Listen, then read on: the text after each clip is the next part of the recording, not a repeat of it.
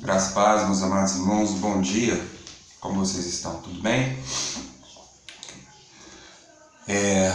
Sinto falta de vocês. Esta é a última semana da reclusão imposta pelos órgãos públicos, não é? E que o nosso bispo acatou. Estamos nas nossas casas aí, reclusos, e é difícil para todos nós passarmos por um momento como esse, onde que os nossos instintos de sobrevivência nos diz que a vida precisa continuar. Tenho compartilhado a preocupação de muitas pessoas em relação, inclusive, à economia do Brasil, as implicações, a recessão que possa vir após isso tudo. E nós precisamos não só orar para que pessoas possam ser curadas, mas acima de tudo para que esse tempo passe o mais rápido possível, para que os danos a longo prazo possam ser os mínimos possíveis. E nós precisamos orar. Não existe a melhor coisa que possamos fazer nesse momento do que falar com Deus, aquele que detém todas as coisas nas palmas de suas mãos.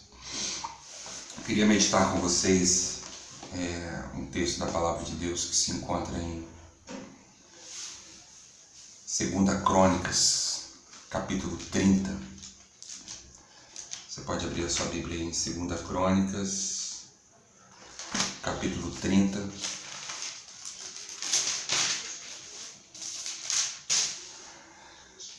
Segunda Crônicas, capítulo 30, nós vamos estar lendo somente o versículo 27. Amém? Diz assim: Então os sacerdotes e os levitas se levantaram para abençoar o povo. A sua voz foi ouvida e a sua oração chegou até a santa habitação de Deus, até os céus. Amém? O contexto literário aqui na época trata-se do reinado do rei Ezequias. Ele realizou uma grande reforma religiosa em Judá. Os tempos tenebrosos do rei Acás haviam ficado para trás, a casa de Deus que havia sido profanada com ídolos, onde o povo se desviou de tal maneira que nunca havia se visto em Israel até então, foi aberta ao paganismo, ao invés de adorar e cultuar o Deus verdadeiro.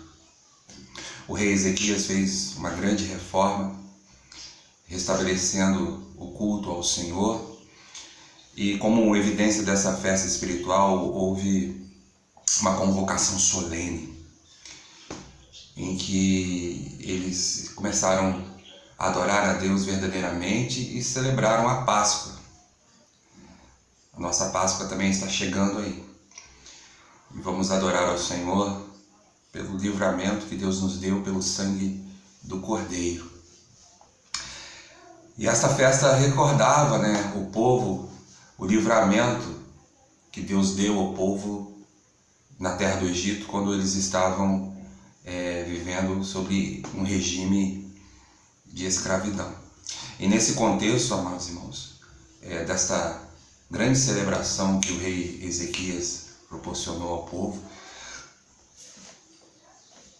num clima de total adoração, entrega, de santificação, de glorificação ao Senhor, houve essa restauração espiritual. Os sacerdotes e os levitas, eles se levantaram para abençoar o povo. Eles oraram, intercederam ao povo, a Deus pelo povo. E eu acho interessante nesse versículo que nos diz que a oração dos sacerdotes, a oração dos levitas foi respondida por Deus. A voz desses homens foram ouvidas.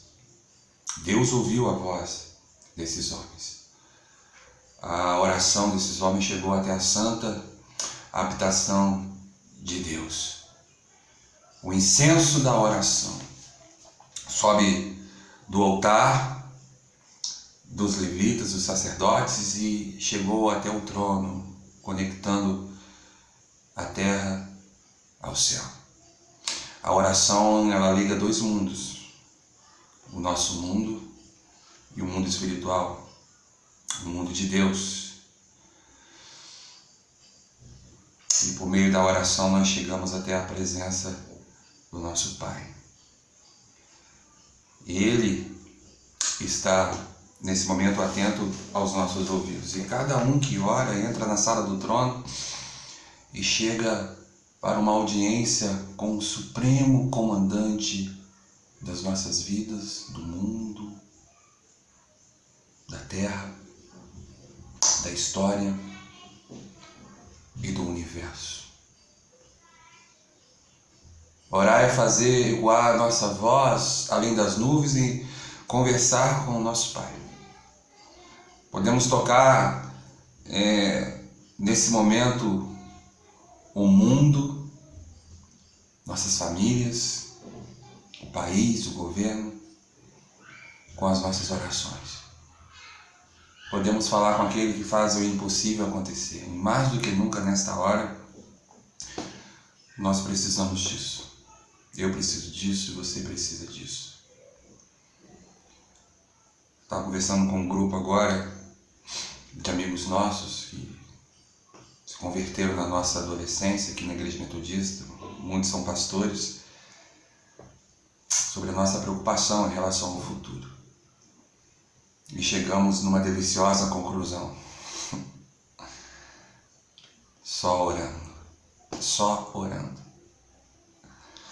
Conta a história de um grupo eu já até conversei sobre isso com vocês, de um grupo de líderes locais de uma determinada igreja, mais conhecido como a clã nossa, podemos dizer assim, de um problema que não se conseguiu resolver numa reunião que durou cerca de 2 horas.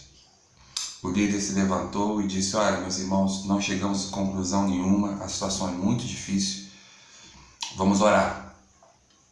Aí um determinado irmão no meio do grupo se levantou e disse assim: não é possível que nós chegamos a isso, não é possível que nós não tenhamos uma solução razoável para esse problema, nós ficamos aqui horas a fio discutindo e não conseguimos chegar a nenhuma conclusão, não é possível que chegamos a essa instância. Só a resposta que o Senhor tem para nos dar é que possamos orar. Como é que a igreja está incrédula, né?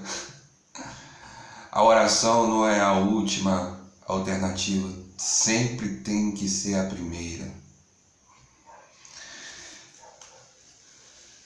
Que você possa ficar com esta palavra. Então os sacerdotes e os levitas se levantaram para abençoar o povo. A sua voz foi ouvida e a sua oração chegou à santa habitação de Deus até os céus. Amém? Que possamos orar e confiar em Deus. Feche seus olhos comigo. Senhor, eu quero colocar o seu povo nas suas mãos e pedir a sua graça e o seu amor e a sua proteção, mais uma vez, sobre o Brasil, sobre Valença, sobre as igrejas, sobre pastores, líderes, sobre todo o corpo de Cristo, sobre esta nação em especial. Que o Senhor possa nos dar sabedoria aos governantes deste país, para que possam tomar a melhor decisão. Continuamos confiando hoje e sempre na soberania do poder de Deus sobre nossas vidas. E que tudo está acontecendo, e tudo que está acontecendo, isso não foi um acidente. Foi a vontade do Senhor. E Ele vai nos ajudar a arrumar esta nossa bagunça em que nós estamos vivendo. Que o Senhor possa entrar com providência e abençoe as nossas vidas. Nós te louvamos e te exaltamos. Em nome do Senhor Jesus. Amém. Nós hoje não vamos transmitir o nosso culto. Vou deixar você com essa devocional. Eu quero desafiar a você, tá? Era para mim ter falado isso alguns dias atrás, mas eu gostaria de falar isso para você. Eu gostaria que as famílias, amados irmãos, se reunissem nos seus momentos devocionais.